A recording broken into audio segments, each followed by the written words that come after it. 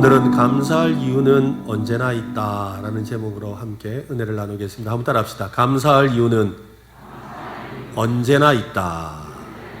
그렇지요. 감사할 이유는 언제나 있습니다. 어떤 사람에게 왜 그렇게 행복하냐고 누군가 물었습니다. 그랬더니 그 사람이 자신이 평소에 늘 들고 다니는 두꺼운 그런 이 공책, 노트를 하나를 보여줬어요.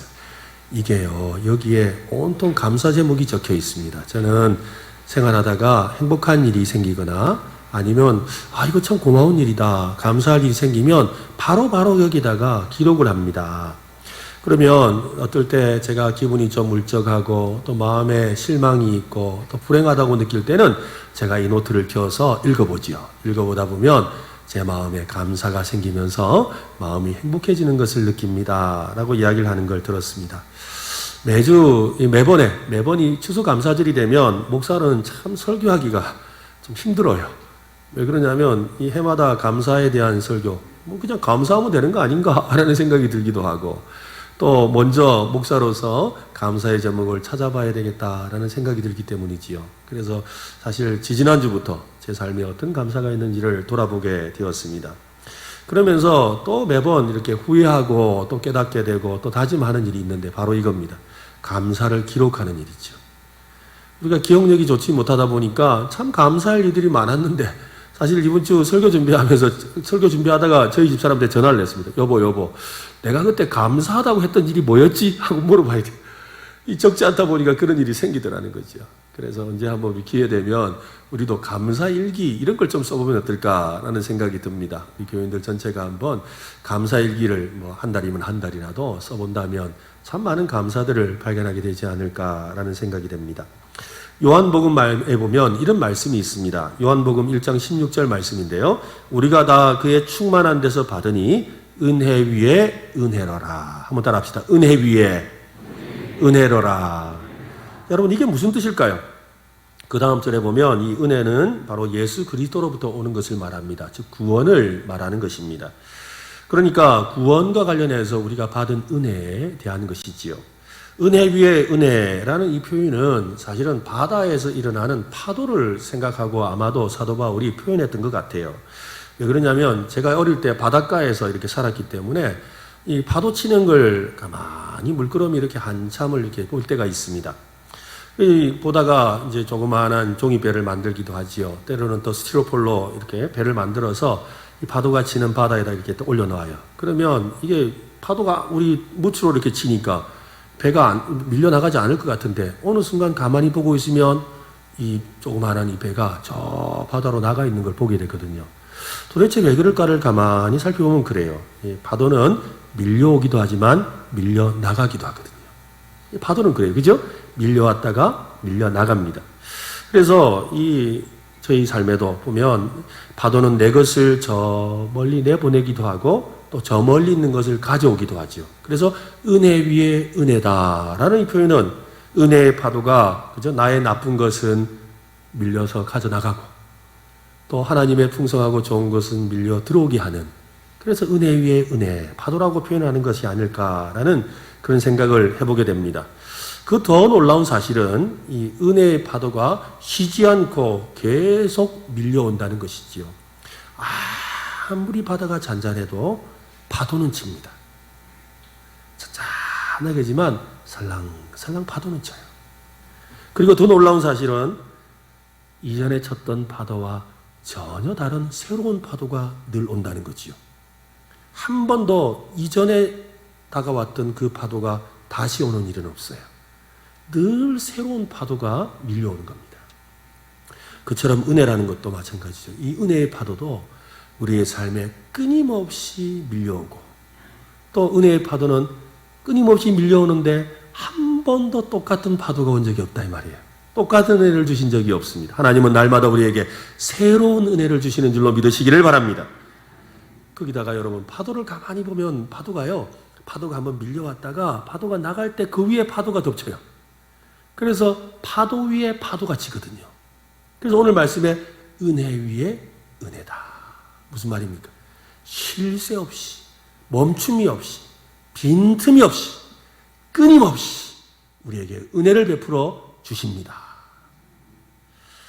오늘 우리가 함께 읽은 시편 124편에는 이런 부제가 적혀 있습니다.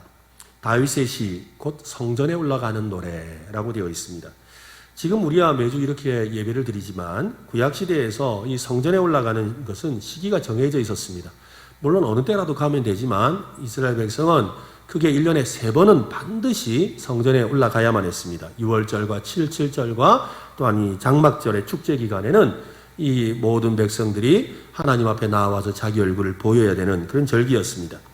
그래서 이 절기가 되면 성전에 올라가기 위해서 수많은 사람들이 모여서 이렇게 성전으로 가게 되죠.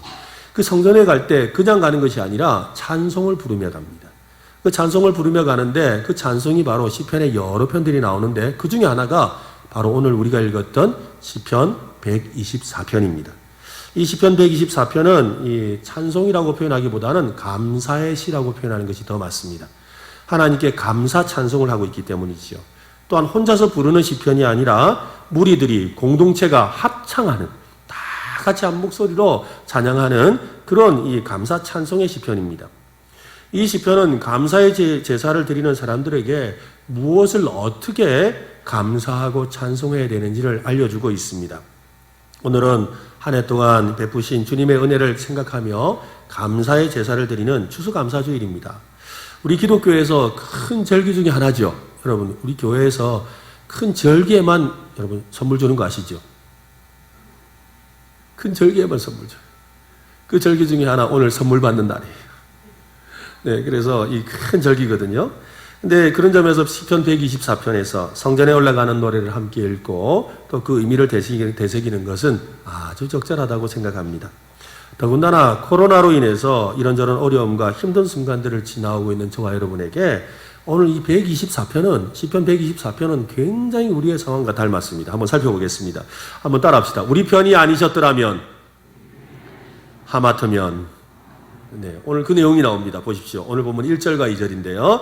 우리 1절은 제가 읽고 2절은 여러분이 읽겠습니다. 이스라엘은 이제 말하기를 여호와께서 우리 편에 계시지 아니하셨더라면 우리가 어떻게 하였으랴. 시작. 사람들이 우리를 치러 일어날 때에 여호와께서 우리 편에 계시지 아니하셨더라면, 그죠? 여호와께서 우리 편에 계시지 아니하셨더라면, 이 말을 경상도 사투리로 바꾸면 이렇게 될 것 같아요. 여호와께서 우리 편도 아니죠, 그죠? 여호와께서 우리 편이 아니셨으면 우짤 뻔했노. 한번 해볼까요? 여호와께서 우리 편이 아니셨으면 우짤 뻔했노. 네, 지금 그 이야기예요. 하나님이 우리 편이 아니셨으면 어쩔 뻔했노. 그죠? 아니셨더라면 이라는 말은 가정하는 것이지요.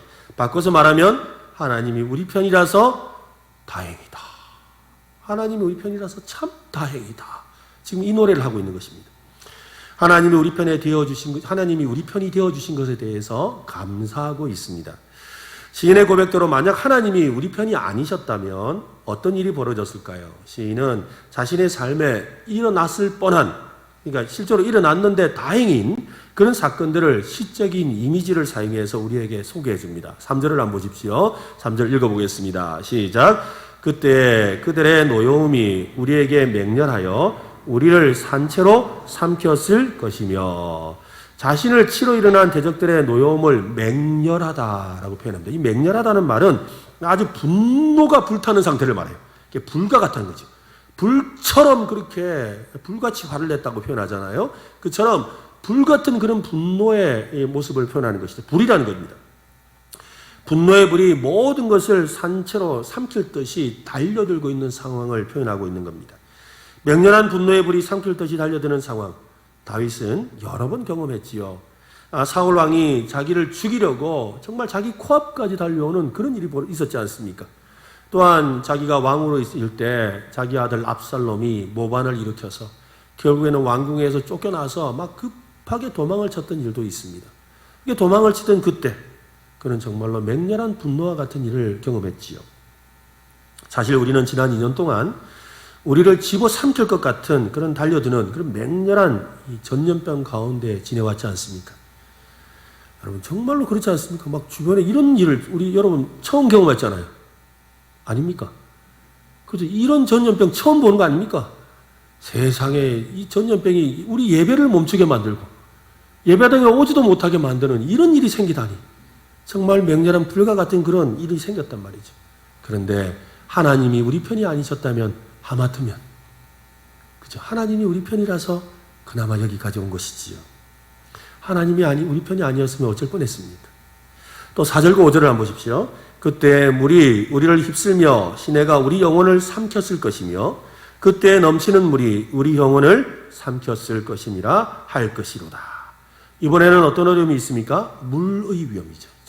조금 전에는 불의 위험이었다면 이번에는 물에 대한 위험이에요. 물이 우리를 휩쓸 뻔했다는 거죠. 여기 옆에도 우리 하천이 있고 강이 있는데 강물이 범람해서 주위를 완전히 휩쓸고 가버리는 것 같은 그런 일을 겪을 뻔했다는 말입니다. 특히 자신의 영혼을 삼킬 만한 그런 어려움이 있었다는 말이지요. 여러분, 강물이 언제 범람하지요? 언제 강물이 넘쳐납니까? 갑자기 비가 억수같이 내릴 때죠. 갑자기 비가 억수같이 내리면 한순간에 물이 불어나서 주변을 다 휩쓸고 가버리지 않습니까?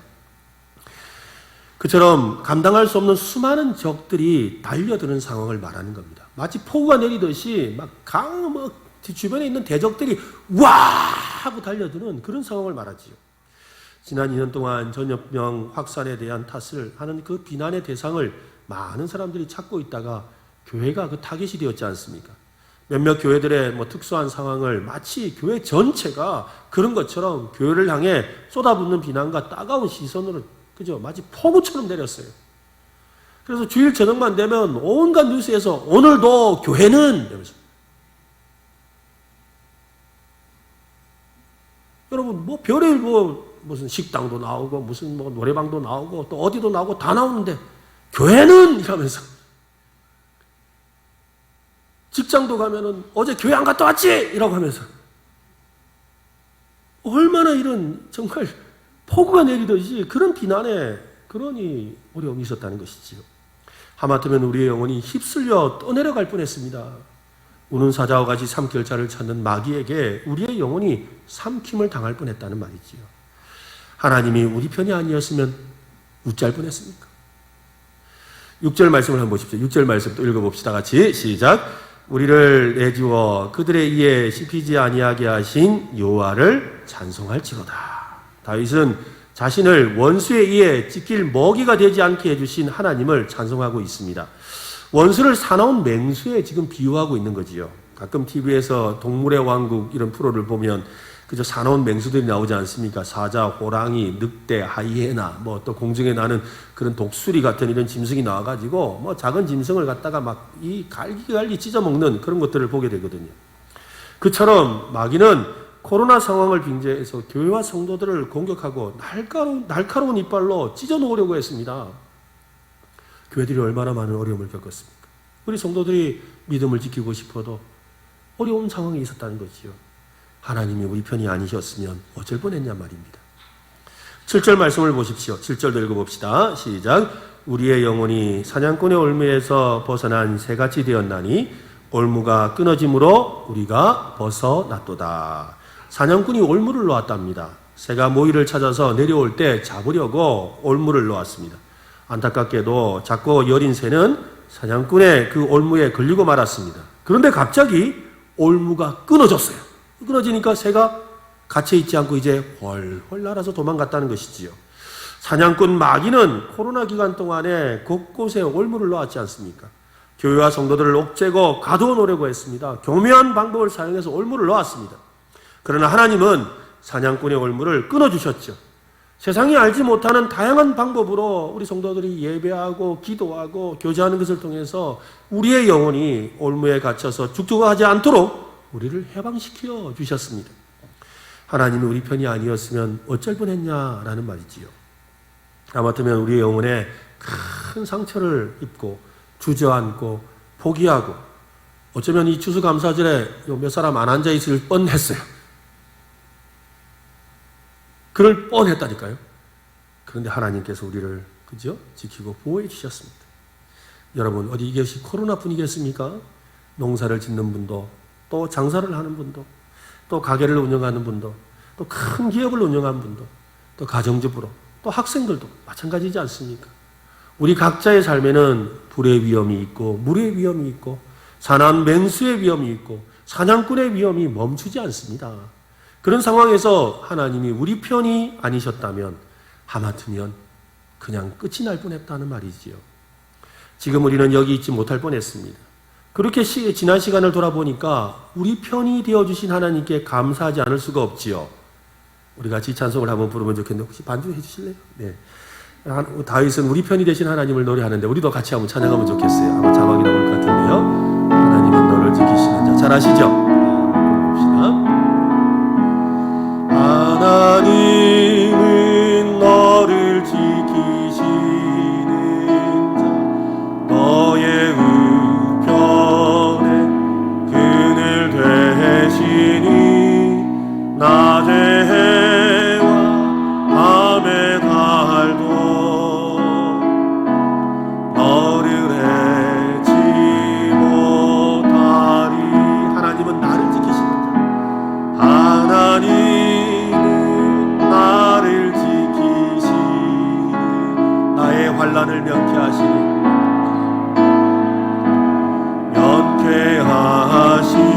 그가 나를 지키시리라.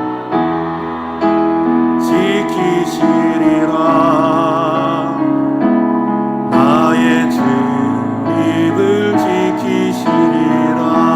눈을 들어 산을 보아라. 눈을 들어 산을 보아라.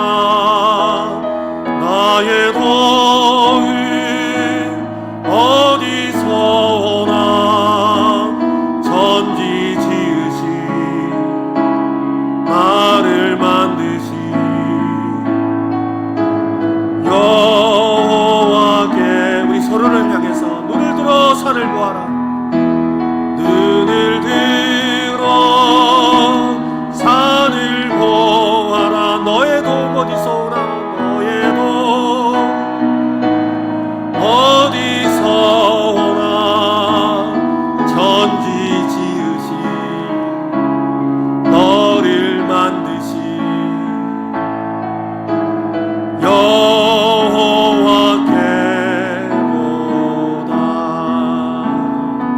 아멘. 우리 하나님께 한번 고백해야 될까요? 하나님, 내 편이셔서 감사합니다. 우리 진짜 하나님께 한번 말씀해 보세요. 약간 고개를 들고 하늘에 계신다 생각하고 한번 해보겠습니다. 하나님, 내 편이셔서 감사합니다. 그렇지요. 우리 한 번 더 마음을 담아서 한번 더 해봅시다. 하나님, 내 편이셔서 감사합니다. 네, 정말 하나님은 나의 편이시고 우리 편이신 줄로 믿습니다. 다윗은 성전에 올라가기 전에 자신의 삶을 돌아보았습니다. 자신을 집어삼키려고 물어 뜯으려고 달려들었던 순간들이 생각이 났습니다. 자신도 모르게 입에서 탄성이 흘러나왔죠. 하마터면 어쩔 뻔했나. 하마터면 잡혀 묵힐 뻔했네. 그 말이 나왔다는 거예요. 그리고는 다시 한 번 더 하마터면 그래요. 이번에 하마터면은 처음에 하마터면과는 다른 하마터면이에요. 처음에는 하마터면 잡아먹힐 뻔했네. 어쩔 뻔했노인데 이번에 하마터면 감사를 놓칠 뻔했네.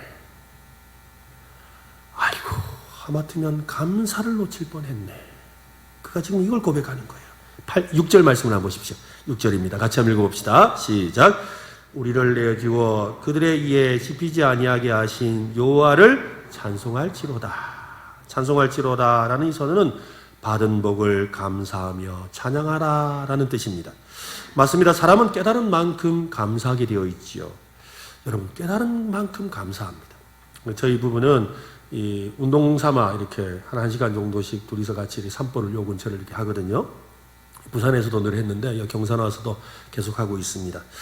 얼마 전에 같이 걸으면서 대체로 우리는 둘이 걸으면서 이런저런 뭐 하나님 주신 이야기, 또 가정의 아이들 이야기, 또 앞으로 어떻게 목회를 하면 행복할지, 또 우리 은혜로 교회를 생각하면서 또 여러 가지 이야기들 나눕니다. 그러다가 이 부부가 이구동성으로 참 감사하다, 그죠? 이런 거예요. 두 사람이 같이 이구동성으로 야, 참 감사해요, 그죠? 이런 말이 나왔어요. 이 아이들이 성장하는 모습을 보면서 야, 정말 하나님께 감사할 수밖에 없네요. 참 감사하다, 그죠? 라는 말이 나왔다는 거예요. 최근에 저희 가정은 그죠? 부산에서 경산에 와서 생활하면서 또한 더 많은 감사할 제목들을 발견하고 있습니다. 저희가 감사하는 내용 중에 가장 많은 감사는 바로 여기까지 인도해 주신 하나님에 대한 감사지요. 정말 하나님이 아니었다면 가능했을지 새삼 깨닫게 됩니다. 하마터면 감사를 잊을 뻔했는데 생각나게 하시고 깨닫게 해주신 것에 또한 감사하고 있는 거지요. 여러분, 감사가 없다는 것은 그의 삶에 하나님이 없다라는, 하나님이 없다라는 건 안 계신다는 게 아니라 하나님을 보지 못한다라는 그런 말일 것입니다. 하나님의 충만한 자비가 보이지 않는다면 그것은 하나님의 자비가 없어서가 아니지요. 우리의 눈이 멀어서 그것을 보지 못하기 때문입니다. 감사는 하나님을 깨닫고 하나님을 느낄 때 터져나오는 우리의 탄성입니다. 아, 감사하다. 그죠? 한번 해볼까요? 아, 여러분 진짜 이렇게 좀 마음을 담아서 해보세요. 좀. 아, 감사하다. 그지요? 그지요도 해야죠. 다시 한 번 더. 아, 감사하다. 그지요? 우리 옆 사람에게 한번 해보세요. 시작. 네. 이번에 우리 하나님께도 해야 안 되겠습니까? 그죠? 아, 감사합니다, 하나님. 이렇게. 시작. 아니, 어딜 보고 하고 있습니까, 지금? 다시 한 번 더. 시작. 아, 감사합니다, 하나님. 그죠? 바로 그거예요. 그렇게 감사하는 거. 깨달을 때마다 우리가 그렇게 감사한다면 우리의 삶에 풍성한 은혜가 더 넘칠 줄로 믿습니다. 유치원생들을 위한 우리말 사전이 있는데요. 거기에 보니까 여러 가지 단어들에 대해서 유치원 수준에 맞게 이렇게 설명을 하는데 감사에 대해서 이렇게 설명을 합니다. 감사란 소풍 가는 날 엄마가 일찍 일어나 김밥을 싸주실 때 느끼는 고마운 감정. 이제 소풍 가면 김밥 싸주잖아요. 근데 김밥 싸주는데 그걸 고맙다고 느끼는 게 감사라는 거예요. 또 감사란 가진 것을 고맙게 여기는 마음, 자기가 가진 것을 고맙게 여기는 마음이래요. 그래서 나에게 오빠는 없지만 언니가 있고 동생은 없지만 고민형이 있어서 고맙다. 그죠? 내가 없는 것을 생각하면 나에게는 오빠가 없어서 안 좋아요가 아니고 오빠는 없지만 그죠? 나에게는 언니가 있고 동생이 있으면 좋겠는데 근데 동생은 없지만 고민형이 있어서 고맙다라는 그 마음이라는 거죠. 그래서 감사란 고마움을 느끼고 그 마음을 표현하는 것이다 라고 아이들에게 가르치는 걸 봤어요. 그렇습니다. 감사는 고마움을 느끼고 그 마음을 표현하는 것이지요. 지난 주간에 참 이 감사절 앞두고 참 뜻밖의 전화를 받았습니다. 이전에 제가 수영로 교회에서 이 부교육자로 섬길 때 제가 맡았던 교구에 계시던 집사님이에요. 지금은 이제 권사님이 되셨는데 제가 그때가 한 10년쯤 되는 거, 10년 전쯤 되는 것 같아요. 근데 이 모르는 전화번호가 떴어요. 그래서 우리 교인들인가 하고 전화를 받았더니 목사님 안녕하세요. 박필순이에요. 그래요. 박필순, 박필순. 10년 전에 제가 맡았던 교구의 그 집사님이거든요. 그래서 집사님 어쩐 일이세요? 어쩐 일이세요? 그러니까 아니 목사님 제가 얼마 전에 그 부산에 영광교회를 갔는데 목사님 만나러 영광교회를 갔는데 안 계시더라고요. 그래 물어보니까 경산의 은혜로 교회 가셨다 하대요. 이러는 거예요. 아니 갑자기 10년 만에 왜 날 찾아? 그래서 이분이 왜 날 찾지? 이 생각이 들었어요. 그래가지고 무슨 일이신데요? 그러니까 예, 제가 얼마 전에 하여튼 저기 경산으로 하나님 은혜로 옮기게 되었어요. 그러니까 아니 다름이 아니고 옛날에 10년 전에 목사님이 저를 위해 기도를 많이 해주셨잖아요. 저를 위해서 그때 제가 진짜 힘들었잖아요. 그리고 유진이 경전이 우리 아이들을 위해서 목사님이 얼마나 기도해 주셨는지 잘 알잖아요. 그때 정말 제가 많이 울었잖아요. 그렇죠. 많이 울었습니다. 정말 만나서 기도하려면 매주마다 와서 기도해달라고 하면서 펑펑 우는 거예요. 이 집사님이. 그래서 기도해 드렸는데 그렇게 기도하다가 제가 이제 다른 경우로 가고 또 이 교회 이제 담임을 나가게 되고 이런 과정을 거치다 보니까 이제 그분을 못 만나게 되었죠. 그때 마지막으로 제가 기도해 드렸던 제목이 그 아이들 이제 대학 진학하는 문제하고 그 다음에 자기가 이제 아이들을 혼자 키우는 거예요. 그래서 이 집사님이 소방과 관련된 일을 좀 이렇게 가서 일을 하게 되었대요. 소방 자재 이런 것들과 관련된 그런 일을 하게 되었다고 하면서 이 일을 좀 잘 비우게 해달라고 기도를 부탁했거든요. 그런데 이 집사님이 전화가 와서 지난주에 전화가 와서 목사님 그때 목사님이 기도해 주셔가지고요 지금 저 엄청 잘 나가요 이런 거. 부산에서 소방 관련 업체 중에 손꼽혀요. 몇 손가락 안에 드는 진짜 큰 사업이에요 이러는 거예요. 그런데 지난주 얼마 전에 목사님이 자꾸 생각이 났어요. 목사님이 그때 기도해 주셨던 그걸 너무 생각이 나서 목사님께 고맙다고 이렇게 찾아가서 인사하려고 갔더니 안 계시더라고요. 그러면서 경상 가셨는데 언제 한번 꼭 찾아뵐게요 라고 이렇게 전화가 온 거예요. 참 그 말을 들었는데 너무나 기쁘고 행복하더라고요. 그렇지 않겠습니까? 참 누가 와서 고맙다고 인사하는데 얼마나 기쁜지 그날 이후로 제가 너무 좋아가 오늘 이렇게 설교 시간에 말도 하잖아요. 여러분, 그런데 내가 감사하다고 하나님께 말하면 하나님은 얼마나 기뻐 춤추시겠습니까? 한번 해볼까요? 하나님, 감사합니다. 우리가 하나님께 감사를 드리면 하나님이 얼마나 기뻐하시겠어요? 얼마나 좋아하시겠습니까? 여러분, 그렇습니다. 감사를 깨닫고 감사를 나눌 수 있다는 것은 모두에게 행복이지요. 감사는 상대방을 행복하게 만드는 힘이 됩니다. 성도의 입에서 감사가 넘치면 하나님도 기뻐하시지요. 감사가 넘치느냐, 감사가 사라지고 있느냐는 그 성도의 영적인 상태를 보여주는 바로미터와 같습니다. 그래서 성경은 우리에게 감사하는 자가 되라라고 말씀합니다. 골로새서 3장 15절부터 보면 그리스도의 평강이 너희 마음을 주장하게 하라. 너희는 평강을 위하여 한 몸으로 부르심을 받았나니 너희는 또한 감사하는 자가 되라. 그리스도의 말씀이 너희 속에 풍성히 거하여 모든 지혜로 피차 가르치며 권면하고 시와 찬송과 신령한 노래를 부르며 감사하는 마음으로 하나님을 찬양하고 또 무엇을 하든지 말이나 이래나 다 주 예수의 이름으로 하고 그를 힘입어 하나님 아버지께 어떻게 하라고요? 감사하라. 감사하는 성도는 하나님의 그 선하심을 보는 눈을 가진 사람입니다.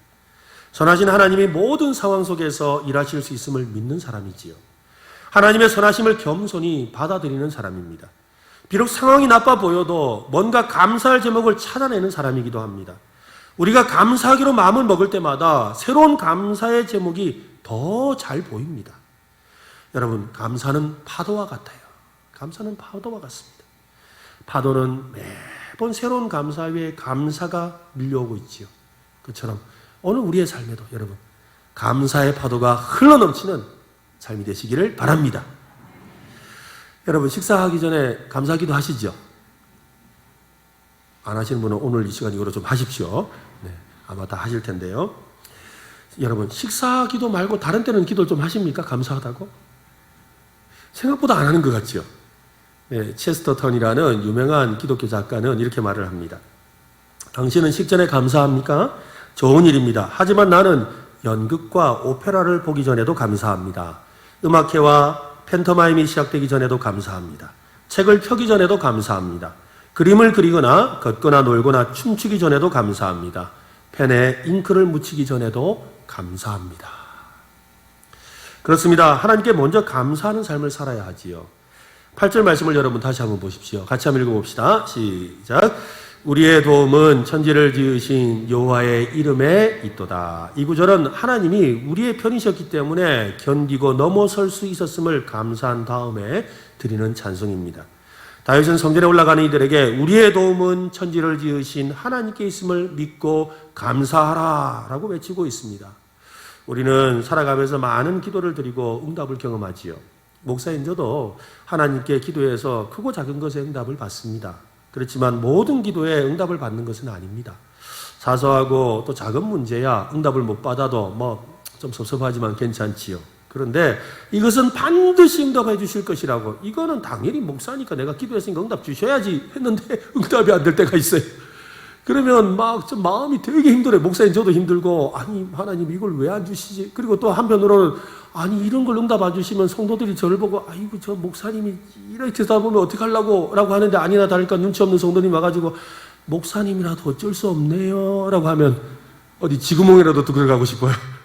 왜냐하면 어떤 큰 기도 이런 건 좀 들어주셨으면 좋겠는데, 크게 감사할 수 있으면 좋겠는데 그러지 않을 때가 있으니까요. 물론 모든 상황이 하나님 우리의 바람과 기도대로 하나님이 또 풀어주시는 것은 아닙니다. 그러나 결과와 무관하게 하나님을 인정하고 감사를 드리는 삶을 살아야 합니다. 그리고 감사의 마음을 가지고 계속해서 우리가 기도해야 되는 것이지요. 그러면 반드시 감사할 제목을 주십니다. 복음을 소유한 우리는 세상 사람들과 무언가 좀 달라야 되지 않습니까? 그 차이는 하나님을 향한 깊은 감사에서 나와야 된다는 것입니다. 정신병을 앓는 아내를 둔 사람이 있습니다.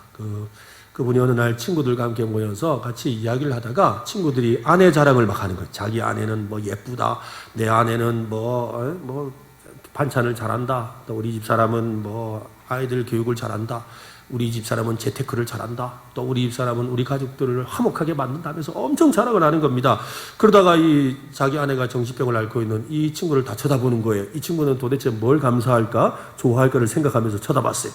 근데 이 친구가 자리에서 일어나더니 이야기를 합니다. 나는 너무너무 감사해서 어쩔 줄 모르겠어. 너희들이 아는 대로 내 아내는 별로 자랑할 것이 없는 그런 상황이야. 그렇지만 나에게 아내가 있는 것을 행복으로 생각하는 것은 병중에 있는 아내 때문에 내가 기도를 열심히 하게 되었다는 거야.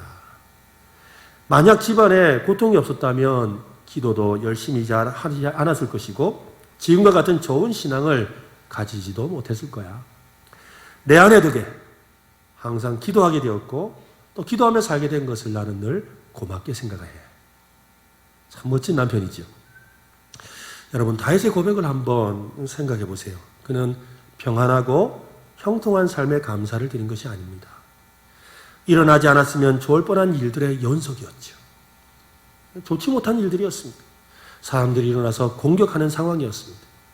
그들의 노여움이 얼마나 맹렬했던지 불처럼 뜨겁고 모든 것을 태워버릴 것 같은 그런 기세였습니다. 자신의 영을 삼킬 것처럼 범람하는 그런 물벼락을 맞고 있었습니다. 그들은 다윗을 질근질근 씹어먹으려고 달려들고 있었습니다. 그런 상황에서 하나님이 우리 편이신 것을 감사하고 있는 것이지요. 하나님, 어쩌자고 저한테 그러셨습니까? 라고 그가 지금 묻고 있지 않습니다. 원망하지도 않습니다. 하나님이 저의 편이 되어주셔서 감사합니다. 하나님이 저의 편이 되어주셔서 감사합니다. 하나님이 저의 편이라서 너무 행복합니다. 라고 지금 그가 고백하고 있는 거지요. 우리의 상황이 어떤가 보다 더 중요한 것은 하나님이 우리 편이신가에 있습니다. 우리의 상황을 보지 마시고 하나님이 지금 나의 편에 계시는가를 보시기 바랍니다. 어떤 농부에게 젖소가 있었답니다.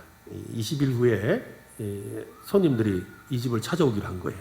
그래서 아주 신선한 갓 짠 이 우유를 손님들에게 대접하고 싶어가지고 이 농부가 계획을 세웠습니다.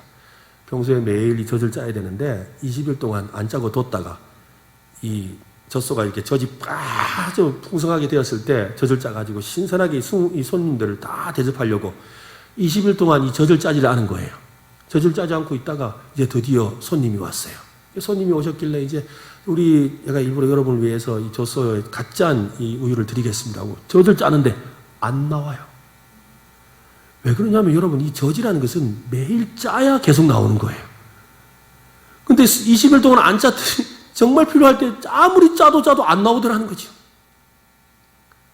제가 왜 이야기를 드릴까요? 어쩌면 오늘 우리가 추수감사주의를 지내면서 감사 제목 쓰라고 하는데 감사 쓸 게 좀 생각이 잘 안 나. 그럴 수 있지 않습니까? 감사 제목을 쓰려고 해도 뭘 써야 될지 잘 모르는 거예요. 왜 그래요? 평소에 젖을 안 짜서 그렇다니까. 감사의 젖을 안 짜서. 사실 이제 일부 예배 때는 그 이야기를 안 드렸는데요. 저는 이 부목사 시절에 안산 농산교회에 있을 때 그 김인정 목사님이 이제 저희 교육자들에게 가르쳐 주신 것 중에 하나가 이 김인정 목사님이 늘 이제 매주마다 자녀들을 위해서 감사 헌금을 헌금합니다. 그래서 자녀들 이름을 다 적어서 봉수를 따로 해가지고 목사님, 사모님, 또 두 자녀 이렇게 해서 감사 헌금을 하는데 그 모습을 보고 참 좋다고 생각이 들더라고요. 그래서 내가 담임 목회를 하면 꼭 그 일을 해야지라고 하고 그래서 감사 이 헌금을 드리는데 제가 이전 교회에서도 한 주도 빠지지 않고 항상 감사의 헌금을 이렇게 저와 또 아내와 또 우리 아이들 각자 이름을 써서 합니다. 근데 저는 뭐 교회 와서 있으니까 잘 모르죠. 근데 집에서 주일 아침만 되면 뭘 하느냐면 우리 아이들에게 직접 감사를 쓰라 그래요. 감사 봉투를 주고 거기다가 쓰게 하거든요. 근데 이 일을 계속했는데 이 일을 제가 이전 교회에서 성도님들이 보시고 눈치채고 이걸 따라하는 분들이 계시더라고요. 근데 그걸 따라하면서 참 하나님의 복을 많이 받았다고 말씀하시는 거예요. 그러니까 매주마다 이거 쓰는 일 보통 일이 아니거든요. 우리 교회는 보니까 주보에 나오대요. 그죠? 주보에까지 쓰려니까. 요즘에는 이 주보에 나오다 보니까 제가 아침에 이 집에 가서 식사하고 나서 그 자리에서 쓰고 나옵니다. 제가 쓰고 나오는데 우리 가족들 모두가 쓰는데 그런데 놀라운 사실은 이렇게 매주마다 감사의 예물에 감사를 적어서 내다 보니까 정말 젖을 매주 짜다 보니까 감사가 더 커지더라고요. 아멘? 여러분, 날마다 여러분의 삶에 감사를 찾으세요. 그리고 감사 깨달은 대로 하나님께 감사하는 성도들 되시기를 바랍니다. 여러분, 하나님이 우리 편이 되어주셔서 베풀어 주신 수많은 감사 제목들이 있지 않습니까? 추수감사절을 맞아서 여러분 그 감사를 날마다 드리고 지나온 세월 동안 주신 은혜에 감사하고 또 앞으로 밀려올 감사의 파도에 감사하는 저와 여러분 되시기를 예수님의 이름으로 축원합니다.